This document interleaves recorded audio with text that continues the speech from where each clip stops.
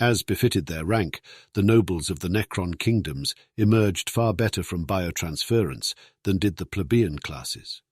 Not only were their new bodies stronger and more durable, but the engramic circuitry that housed each noble's intellect and personality was far more extensive than that granted to lesser Necron tier.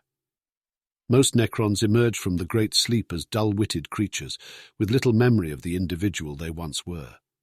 By contrast, unless they suffer damage during their dormancy, Necron lords and overlords retain all the drives, obsessions, and nuances of personality that they once possessed. A tomb world may have dozens or even hundreds of nobles, but only one has the power of absolute rule. For core worlds and fringe worlds, this is usually a lord, while crown worlds and particularly important core worlds will have overlords as their regents. Each pharaoh will also lay claim to a crown world, from which he rules his entire dynasty. Amongst a tomb world's nobles, political infighting is rife, and there are always insidious schemes playing out, albeit at an interminable pace. As a result of their android nature, Necrons tend towards calculative behavior, and a pretender will rarely move openly if the chances of success are outweighed by the probability of failure. Yet if the prize is large enough, internal power struggles can erupt into open conflict. When this occurs, the remainder of the tomb world's nobles align according to allegiance and ambition, though some will wait as long as possible before doing so, whilst they negotiate the price of their loyalty. These internal wars invariably follow the formalized codes that governed the ancient Necron tier, leading to battles with forces arranged and rules agreed in advance by the competitors. In times before biotransference, such events led to the slaughter of countless millions. Nowadays, thanks to the Necron's capacity for self-repair, these wars can last for years or even centuries with no discernible victor. For every battle a Necron noble fights amongst his own kind, he will orchestrate hundreds of sprawling campaigns against alien usurpers who squat amongst the remains of the Necron dynasties. For many nemesis, it is unthinkable to honor an alien enemy with the traditional codes of battle.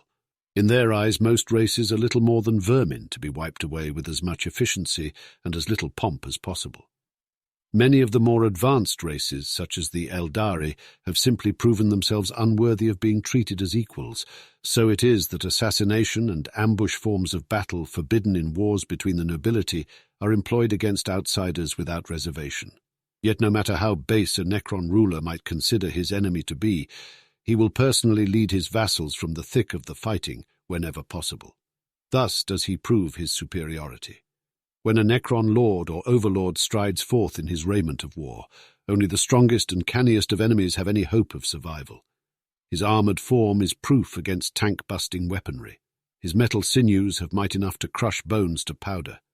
At his command are all the arcane armaments of his ancient civilization, war scythes, staffs of light, and other wondrous tools of destruction. Yet perhaps a Necron noble's most potent weapon is his mind.